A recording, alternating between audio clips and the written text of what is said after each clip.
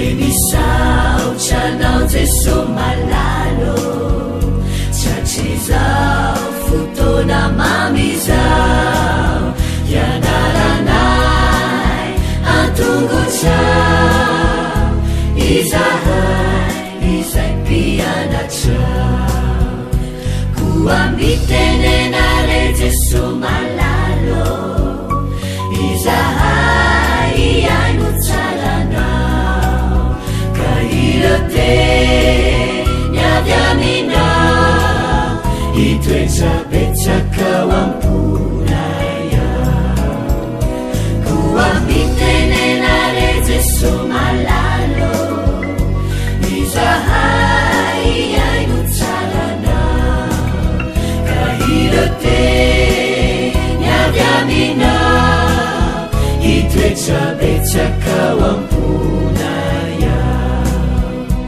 irate niavy aminao itoetsabetsakao amponaya.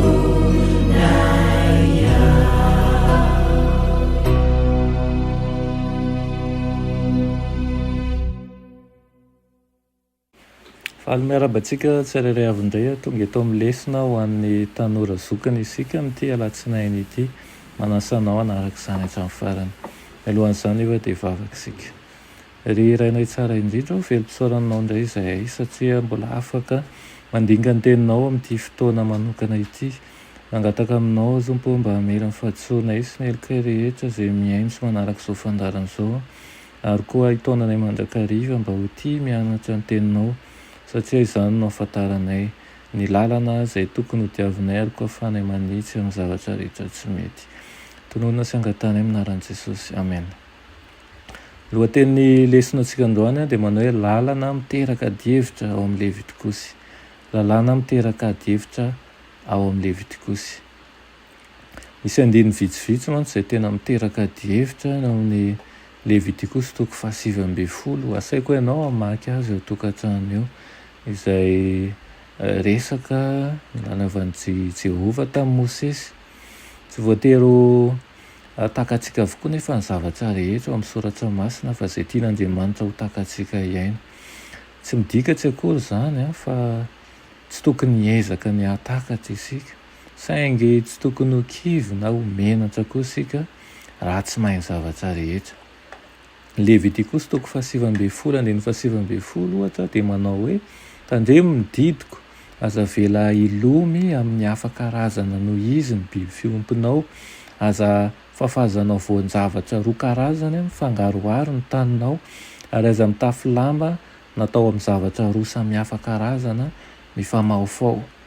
Io zao ohatra maro ny azo anazavana ny antony tsy azo ampifangaroana ny biby fiompy, ny voan-javatra ary ny akanjo samihafa karazana. Tsy maintsy manana fahaiza-manavaka sy misaina tsara isika eo am-pandinihana ny Levitikosy. Mampita ihany koa ny fampianaran'ny testameta taloha amin'ny testameta vaovao mba halala hoe iza amin'ireo lalàna ireo no mbola manakery amintsika ankehitriny. Mila mitandrina koa isika sao manorina fotom-pampianarana amin'ny andininy tokana monja ao amin'ny soratra masina indrindra raha tsy mazava amin'ny mpamaky ankehitriny manko ny heviny. Ny fantatsika manko dia izao misy fangaro izay mahasarotiny indrinan'Andriamanitra toy ny hoe fangaro fanamboarana ditin-kazo manitra izany. Voarara tanteraka ny fakana tahaka n'io fangaro io izay ivelan'ny fitoerana masina.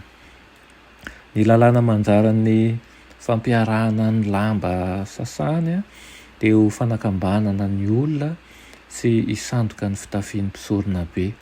Koa raha sanatria izany tsy misy intsony ny fitoerana masin'ny Levitikosy dia tsy manakery ankehitriny intsony ireo lalàna ireo.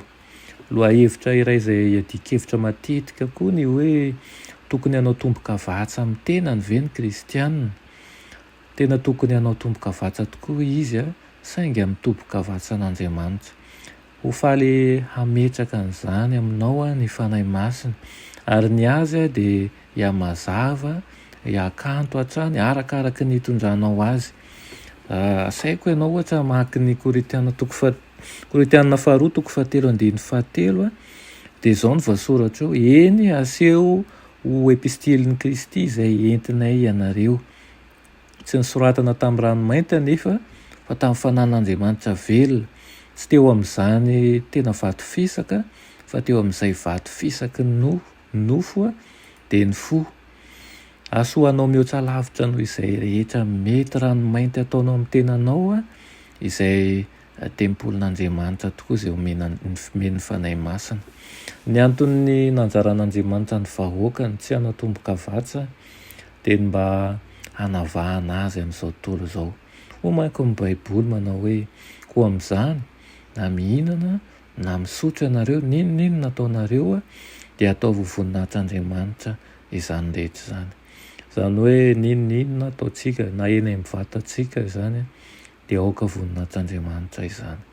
Ny fahamasinana no lohahevitra amin'ity herinandro ity, ary ny fahamaritana izany tsotra indrindra dia voatokana misaraka miavaka amin'izao tontolo izao tokoa isika, satria efa nalain'Andriamanitra ho azy, ary Andriamanitra tokoa efa nanokana azy mba hiditra ao am-pontsika tsirairay avy. Inoako fa mazava aminao ny tirambara amin'ity androany ity. Aoka hitory-teny manambara ny fahamaseran'Andriamanitra mandrakariva isika. Amen.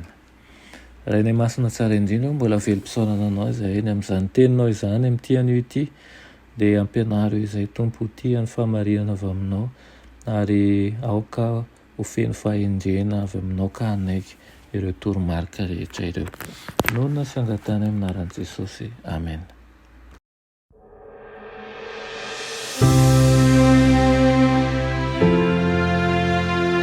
Mianatra eo an-tongotry Jesosy isan'andro.